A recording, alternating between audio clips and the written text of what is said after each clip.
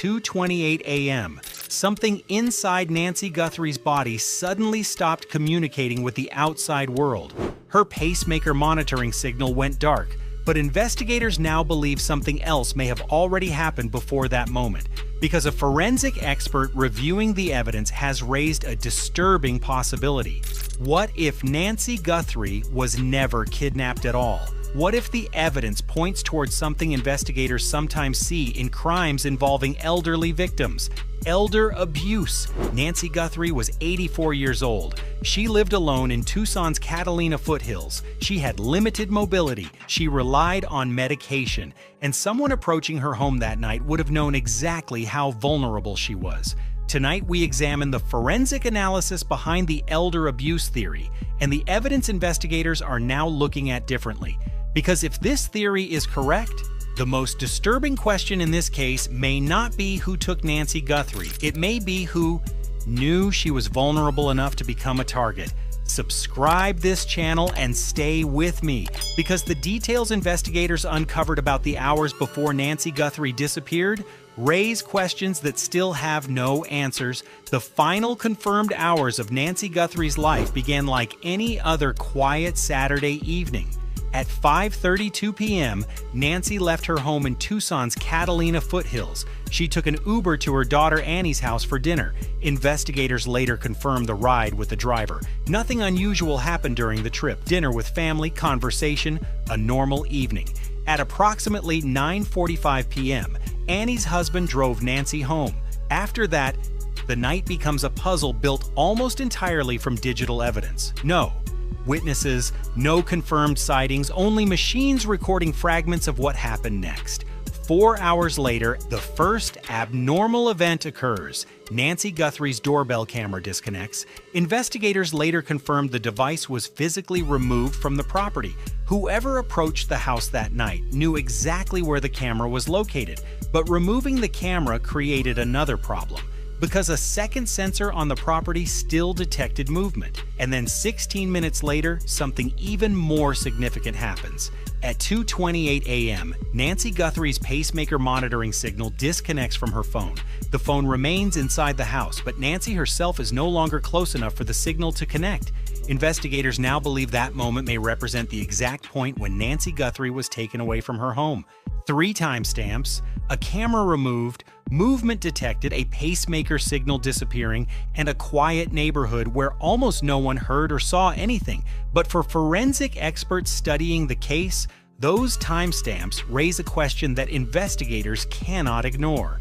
For weeks after Nancy Guthrie disappeared, investigators focused on the possibility that she had been kidnapped. A masked figure had appeared briefly on the recovered porch footage. Her doorbell camera had been removed. Blood was later found outside her front door. Those details seemed to support a violent abduction.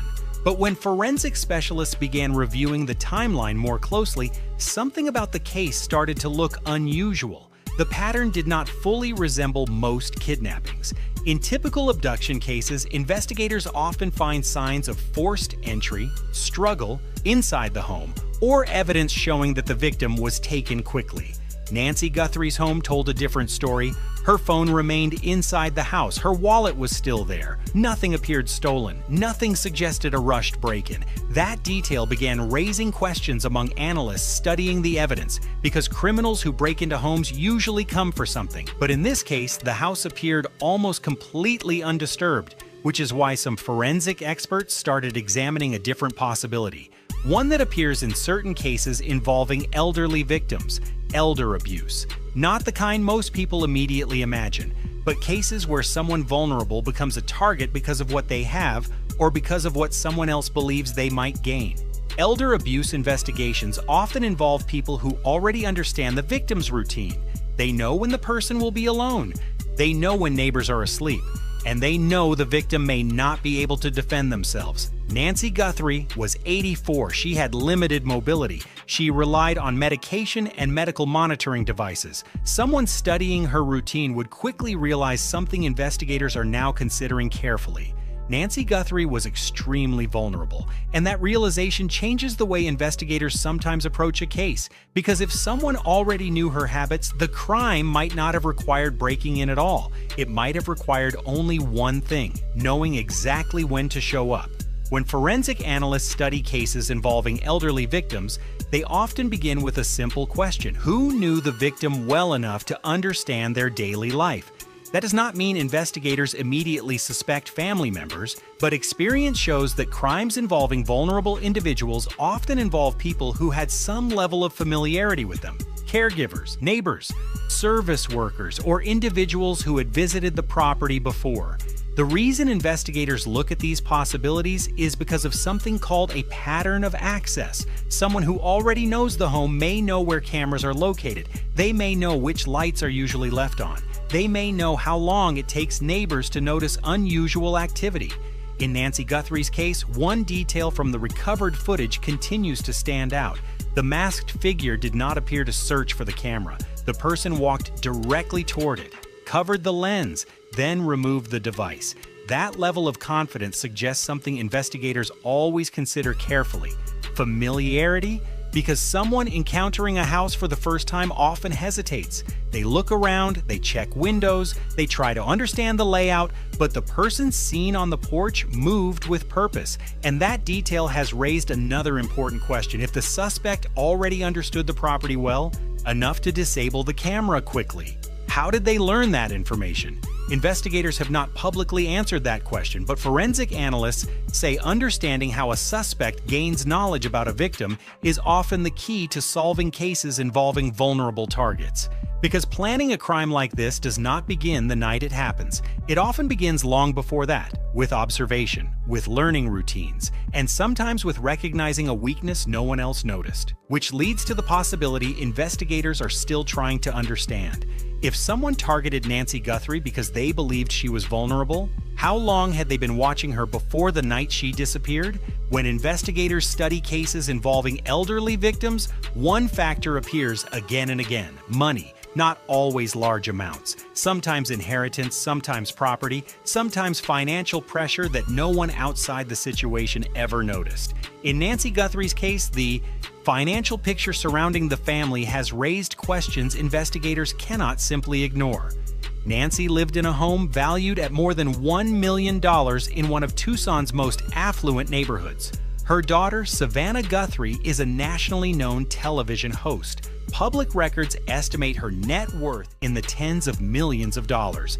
That kind of financial contrast can sometimes become important in criminal investigations, because investigators often ask a very specific question in cases like this: who might benefit if an elderly person suddenly disappears? That question does not automatically accuse anyone, but it helps detectives build a list of possibilities: inheritance, insurance policies, financial transfers, property ownership. Investigators routinely examine all of these factors when someone elderly goes missing under suspicious circumstances. And in the Guthrie case, financial records and legal documents have reportedly become part of that analysis. Forensic. Financial investigators sometimes look for unusual changes before a crime occurs: transfers of authority, changes to legal documents, new access to accounts, or shifts in financial control. In many elder abuse cases, those changes appear months before something goes wrong. The reason is simple: financial crimes involving elderly victims are rarely impulsive. They are usually planned, which is why investigators often examine the months leading up to the event, not just the night it happened. In Nancy Guthrie's case, detectives are still working to understand whether any financial pressure, legal arrangements, or outside influences could have created a motive. Because if someone targeted Nancy Guthrie intentionally, the reason may not be found in what happened on February 1st. It may be hidden somewhere in the months before she disappeared, and that is exactly the kind of timeline investigators are now studying closely. One of the most difficult questions investigators face in this case is not simply who committed the crime. It is how much the suspect knew before the night Nancy Guthrie disappeared, because several actions that occurred that night suggest planning. The doorbell camera was located and disabled quickly. The suspect approached the home during a time when most neighbors were asleep. and the timeline of events suggests that whoever arrived at the property did not stay long. Those details may appear small, but to investigators, they can indicate preparation. Criminal profiling experts often describe this as target familiarity. It means the offender may already understand the victim's environment before the crime begins. They may know where security devices are located. They may know which entry points are visible from the street. They may even know how long it takes before someone notices something unusual. For elderly victims living alone, that type of knowledge can become extremely dangerous because it allows a suspect to plan the moment when the victim is most vulnerable. Investigators studying Nancy Guthrie's case are trying to determine exactly how the suspect may have learned these details. Sometimes that knowledge comes from someone who has previously been inside the home. A repair technician, a delivery worker, someone performing maintenance in the neighborhood, or even someone who has simply observed the property over time. Forensic analysts reviewing the case say the suspect's behavior on the porch does not appear random. The person moves directly toward the camera, covers it, then removes it. That sequence happens quickly. Too quickly, some experts say, for someone encountering the house for the first time, which raises a critical question investigators are still trying to answer. If the suspect already understood the layout of Nancy Guthrie's property, when did they learn it? Because understanding how the suspect gained that knowledge could reveal something investigators are still missing. The moment when the plan first began. Even after weeks of investigation, the timeline surrounding Nancy Guthrie's disappearance still contains gaps, and those gaps continue to frustrate investigators. The last confirmed sighting of Nancy occurs when she returns home shortly before 10 p.m. The garage door closes. Lights are believed to remain on inside the house. Nothing appears unusual. Then the house becomes quiet. For nearly 4 hours, nothing significant is recorded. No alarms, no emergency calls, no disturbances reported by neighbors. But then, shortly before 2 in the morning, events begin to unfold rapidly. The doorbell camera is removed. Movement sensors detect activity. Nancy Guthrie's pacemaker monitoring signal disconnects from her phone, and after that moment, there are no further signals confirming where she might be. That sequence creates a narrow window during which the crime likely occurred. Investigators believe the suspect may have spent less than 30 minutes on the property. In many criminal investigations, speed like that suggests something important: preparation, because offenders who already understand the environment often act quickly. They arrive knowing exactly what they intend to do. They complete the task, and they leave before anyone realizes something is wrong. The quiet neighborhood surrounding Nancy Guthrie's home may also have helped the suspect disappear unnoticed. Late at night, the Catalina foothills area becomes almost completely silent. Traffic is minimal, most homes are dark. A vehicle leaving the neighborhood during those early morning hours would not necessarily attract attention, which is why investigators continue examining security footage from nearby streets and surrounding areas. Some cameras captured passing vehicles, but so far none have been definitively linked to the suspect. And that leaves detectives with the same question they had when the investigation began. Whoever planned the events of that night appears to have understood the timing, the environment, and the risks involved. But investigators are still trying to determine how they knew so much before the crime even began. As investigators continue examining every piece of evidence in Nancy Guthrie's disappearance, one theory has quietly begun circulating among some forensic analysts. It is not the only theory, but it is one that investigators cannot ignore: the elder abuse theory. Forensic specialists who study crimes involving elderly victims say these cases often begin with a misunderstanding about what elder abuse actually means. Many people think of elder abuse only as physical harm inside a home, but in criminal investigations, the term can include a much wider range of actions: financial exploitation, manipulation, coercion, and sometimes crimes that begin with financial motives but escalate into something far more serious. Investigators studying Nancy Guthrie's case are looking closely at whether any signs of vulnerability may have existed before she disappeared, because elderly individuals who live alone can sometimes become targets without realizing it. They may trust people easily, they may rely on help from others, and they may not always recognize when someone is taking advantage of them. Forensic experts say one of the first things investigators examine in these cases is the victim's daily routine, who they interacted with, who had access to their home, who knew their schedule, and who might have been aware of their financial situation. Nancy Guthrie's routine appeared predictable. Family visits, medical appointments, regular communication with friends, church services. Those patterns create stability for someone living alone, but they can also create predictability. And predictability in criminal investigations can sometimes make a victim easier to target. That does not mean investigators have concluded that elder abuse was involved. Officials have not publicly confirmed that theory, but forensic analysts say the possibility must still be examined. Because if someone targeted Nancy Guthrie specifically due to her age, vulnerability, or access to financial resources, the crime may not have started on the night she disappeared. It may have begun long before that, with someone studying her life, watching her routine, and realizing something investigators are still trying to understand: just how vulnerable Nancy Guthrie may have appeared to the person who eventually came to her door. As the investigation into Nancy Guthrie's disappearance continues, detectives are slowly piecing together a timeline built almost entirely from technology: doorbell sensors, security cameras, pacemaker signals, and digital records that reveal small fragments of what happened during those early morning hours. But investigators are also looking beyond the night of the crime, because experienced detectives know something important. Crimes involving vulnerable victims rarely begin suddenly. They usually develop over time. Someone observes, someone gathers information, someone learns routines, and eventually someone decides the moment has come to act. That possibility has led investigators to re-examine every interaction Nancy Guthrie may have had in the weeks and months before she disappeared.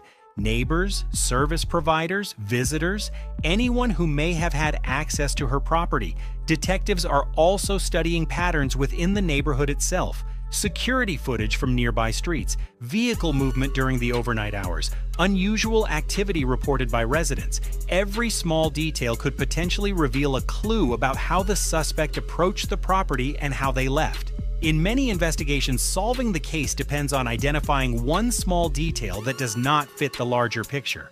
A vehicle that appeared at an unusual time, a person seen walking through the area, a routine that suddenly changed after the crime occurred. That is why investigators often rely on the public for help. Someone may remember seeing something that seemed insignificant at the time, but when placed alongside other evidence, that detail could reveal exactly what happened. For now, detectives continue examining every possibility, because somewhere within the timeline of Nancy Guthrie's disappearance, investigators believe there is still a missing piece of information, a detail that could reveal who came to her home that night and why.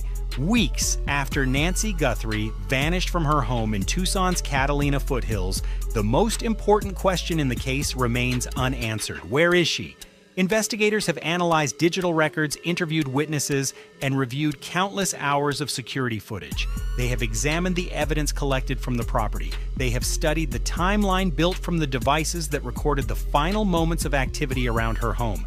But the mystery surrounding Nancy Guthrie's disappearance continues. Forensic experts say cases involving elderly victims often require patience. Sometimes the answer emerges through a single overlooked detail, a piece of evidence that only becomes important when investigators finally understand how it connects to everything else.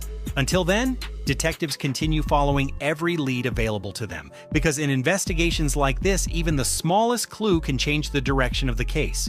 Someone may remember a vehicle that passed through the neighborhood that night. Someone may recognize the individual seen on the porch camera. Someone may know something about Nancy Guthrie's routine that investigators have not yet discovered, and that information could make the difference.